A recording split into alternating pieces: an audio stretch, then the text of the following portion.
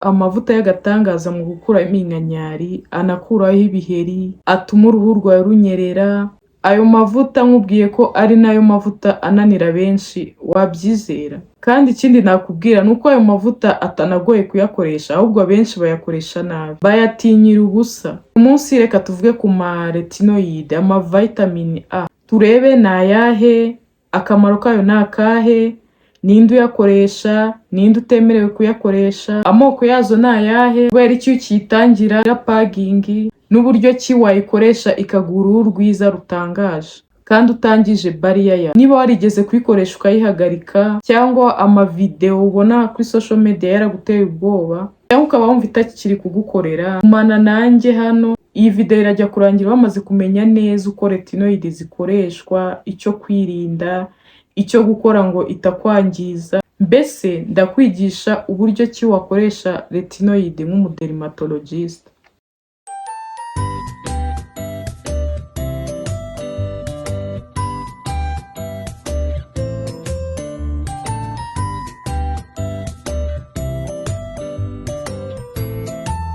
Ubundi retinoid ni iki? Retinoid ni amavuta akomoka kuri vitamin A. Afasha uruhu kwiyuburura vuba, ukavaho cells zishaje, ukanakora izindi cells nshya. Ushobora kumva ibyo ari ibintu bisanzwe, ukumva n'ama BHIs abikora, ariko retinol ifite indi mimaro itandukanye ikora ku ruhu rwawe.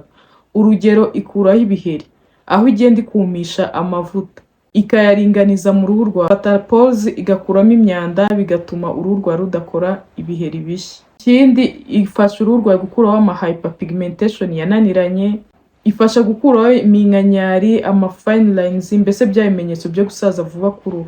Ifasha uruhu rwawe kugira texture nziza irambutse, mbese rwa ruhu ukoraho ukumva ruranyerera.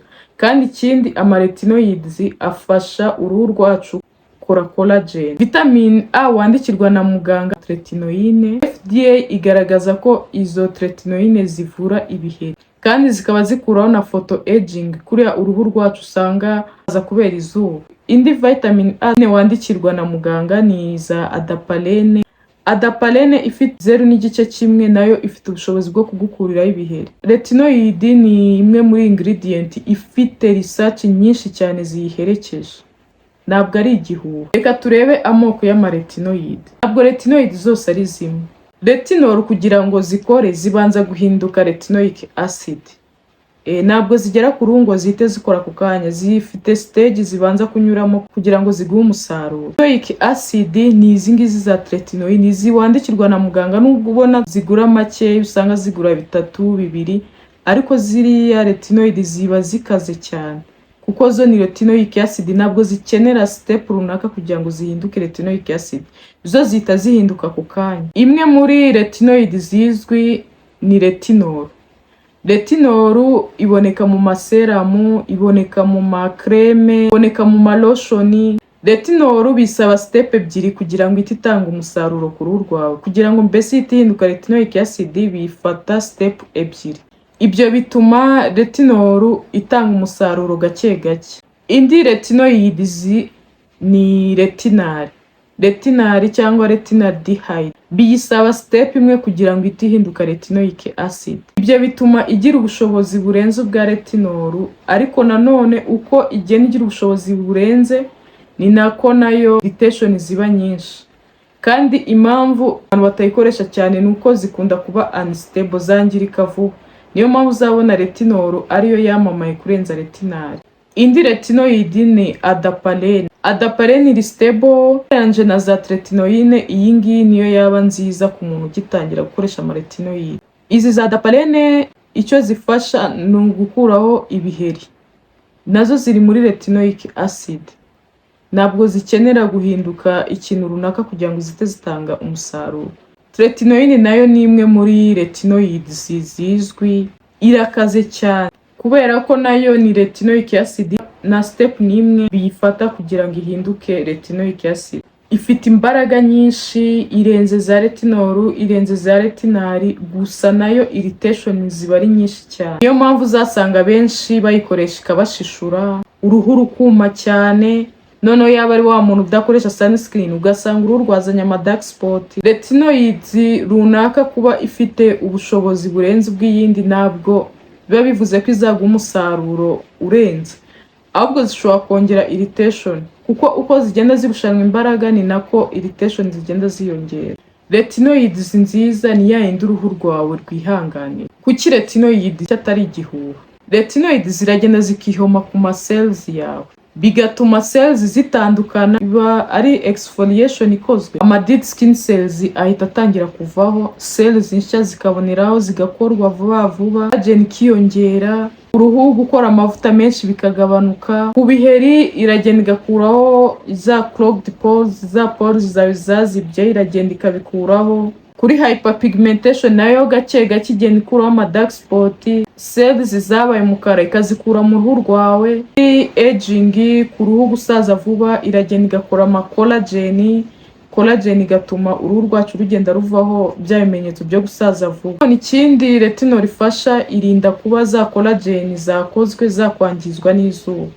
Urumva ko ari ingredient y'agatangaza. Ubushakashatsi bugaragaza ko retinoids zikuraho ama fine lines, iminkanyari, zikuraho ama dark spot, zikuraho ibiheri, kandi zigenda zongera collagen buri uko uruhu rugenda rukomeza kuyikoresha. Kubera iki iyo umuntu atangiye gukoresha retinoids agira skin pagging? Impamvu ibitera, retinoids zongera ikorwa rya cells nshya, ziragenda zikabikora vuba vuba. Bikubitanye nuko uruhu rwawe rwa rutangiye kugira utuntu tw'uduheri dutoya, bituma twa duheri twita tuza vuba tukigaragaza ku ruhu rwawe.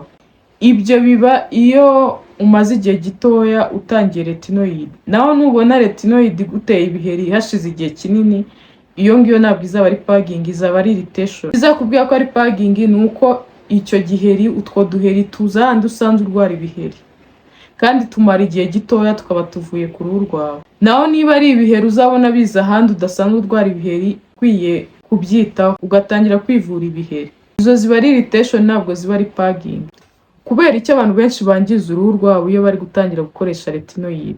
Ikintu kibitera ni ukuyikoresha nabi. Abenshi usanga bahera kuri percentage nini, ugasanga arakoresha creme, agakoresha serum, agakoresha cream, byose ari retinol gusa arimo arakoresha. Cyangwa ugasanga anayikoresha buri munsi, ugasanga narenzaho moisturizer, umunsi ukurikiyeho niyisiga sunscreen. Niko benshi bagenda bangiza barrier zabo gake gake. Retinol yongera ibyago byo kuba uruhu rwacu rwatwikwa n'izuba.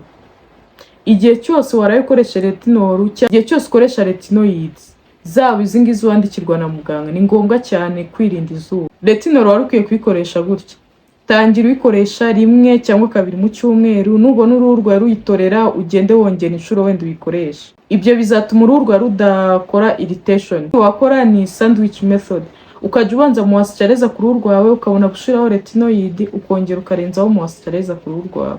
Ibyo nabyo bizagufasha kwirinda ko uruhu rwawe rwakora ama irritation atari ngombwa. Ni ryari retinoid itangira kuguha umusaruro?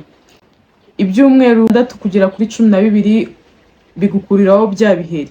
Kuri texture, kubona uruhu rwawe rurambutse, nabwo ibyumweru 12 retinol ishobora kubigukorera.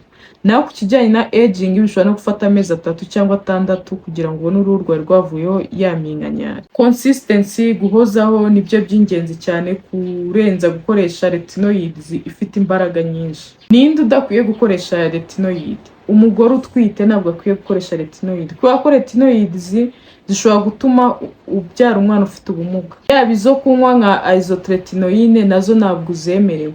Mbese n'imiti yose ivura ibiheri banywa ntabwo umubyeyi utwite ayemerewe. Umuntu ufite sensitive skin ikabije nawe ntabwo ayemerewe, cyangwa ufite barrier yangiritse cyane, ufite uruhu runanutse cyane, nawe ntabwo ayemerewe. Umuntu ufite eczema nawe ntabwo ayemerewe.